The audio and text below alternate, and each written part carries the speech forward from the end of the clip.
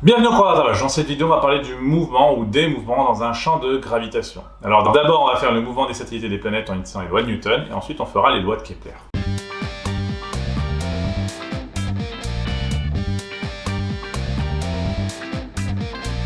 On a vu précédemment qu'il y a un lien entre force et champ. Alors ici, la force de gravitation d'un corps A sur un corps B, on sait que F de A sur B est égal à G fois MA fois MB divisé par R au carré ou D au carré, c'est la distance entre les deux.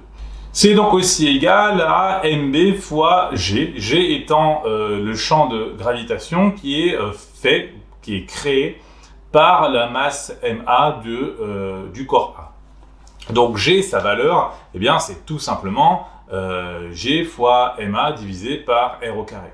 Et ensuite, suivant la distance à laquelle on est et la masse qu'on a, eh bien, on va subir une force qui sera proportionnelle à sa propre masse et inversement proportionnelle à la distance au carré.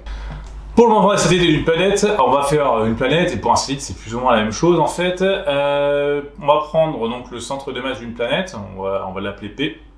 On va se mettre dans un repère de Fresnel, parce que c'est un mouvement qui se rapproche du mouvement circulaire.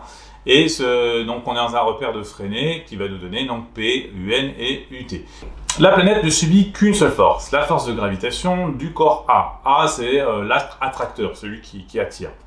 Donc F de A sur P est égal à G fois N divisé par R au carré, la distance entre les deux. Bien sûr, c'est égal aussi à M fois G, G étant le champ de gravitation que je ne vais pas réexpliquer parce que j'en ai parlé il y a 32 secondes. On applique la deuxième loi de Newton qui nous dit que la somme des forces est égale à la masse sur l'accélération. Ici, il n'y a qu'une force, la force de gravitation. Donc M fois grand G est égal à M fois accélération. Donc grand G est égal à l'accélération. Okay, puisque la masse, elle, va s'annuler pour le coup. On aura donc l'accélération, c'est égal à la masse de l'attracteur fois grand G divisé par R au carré. On est dans le repère de Fresnel.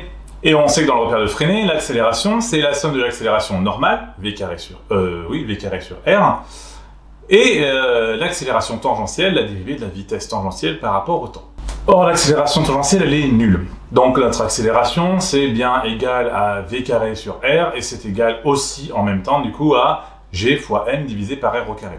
Si on associe les deux, et bien sûr qu'on fait quelques modifs, eh bien on aura V qui est égal à cette valeur-là, qui donc du coup comporte une racine, parce que on l'a bidouillé et qu'il y avait du R carré. Une fois qu'on aura cette vitesse, eh bien on ne va pas retrouver la position, mais on connaît la valeur de la vitesse. Et la valeur de la vitesse, on remarque une chose, c'est qu'elle dépend uniquement de la masse de l'attracteur et de la distance qui nous en sépare. La constante de gravitation, mais bon, ça sert à rien. Loi de Kepler. Alors, les lois de Kepler, il y en a trois. La première loi, elle est assez simple, elle parle des trajectoires. C'est la loi des orbites. La loi des orbites nous dit que dans un référentiel héliocentrique, la trajectoire d'une planète est une ellipse, donc elle est décrite par une ellipse, dont l'un des deux foyers est le centre de masse du Soleil. Voilà. Bon, une ellipse, c'est comme ça. Et en fait, ça a deux foyers. Si les deux foyers sont confondus, ça devient un cercle. Deuxième loi, la loi des airs. La loi des airs, elle est pas vraiment utilisable, mais on peut en comprendre le sens. Donc, la loi des airs dit que le segment de droite qui relie le centre de gravité du Soleil et le centre de gravité de la planète, donc les centres de gravité entre eux, eh bien, elle balaie des airs égales pendant des durées égales. Ce que ça implique, ça veut dire que si on est proche du Soleil, eh bien, on va aller vite pour balayer la même aire que quand on en est éloigné dans le même temps. Okay. Donc, sur les planètes, ça ne se voit pas forcément parce qu'elles n'ont pas beaucoup d'excentricité, à part quelques-unes, comme Mars par exemple. Mais sur une comète, c'est assez flagrant, puisqu'en fait, une comète va disparaître pendant des dizaines d'années, voire des centaines d'années, et ensuite elle va s'approcher du Soleil, et ça va durer que très peu de temps, en fait. Et limite, plus elle est partie longtemps, et plus elle va aller vite quand ça va se rapprocher du Soleil, avant de repartir. Troisième loi, c'est la loi des périodes. Alors la loi des périodes, elle est un peu complexe à dire. Ça dit qu'en fait, le rapport qu'il y a entre le carré de la période de révolution d'une planète et le cube du demi-grand axe, qui pourrait correspondre à un rayon dans le cas d'un cercle, eh bien, cette valeur-là est toujours constante. Donc t carré sur a au cube est égal à une constante. Alors ça, on peut le retrouver grâce à ce qu'on a fait avant. Si on prend une trajectoire circulaire, on sait que la période de révolution, t, c'est égal à 2 fois pi fois r sur v. Okay, 2 fois pi fois r, c'est le périmètre d'un cercle. Nous, v, on l'a trouvé. V, il a cette allure-là. Si on le réinjecte là-dedans, on va se retrouver avec cette relation-là. Et cette relation-là, en la bidouillant un peu, on remarque que, eh bien, on a t carré sur r au cube qui est égal à une valeur où il y a que des choses qui ne varient pas. G, M, ça ne varie pas. Puis bien sûr 2π. Donc, eh bien, t carré sur r au cube, c'est bien vérifier que c'est égal à une constante. Et ça explique pas mal de choses. Ça veut aussi dire que plus on va s'éloigner du Soleil, eh bien, plus ça va prendre de temps à en faire le tour. Ouais, je pense que c'était pas hyper compliqué à imaginer, mais bon, il fallait quand même le formaliser mathématiquement.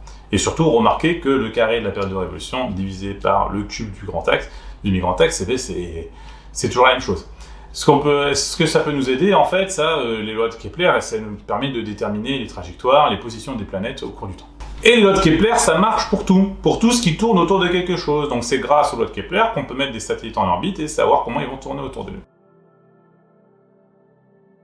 Et voilà, c'est fini pour cette vidéo sur les mouvements dans un champ de gravitation, donc le mouvement grosso modo des planètes et des satellites.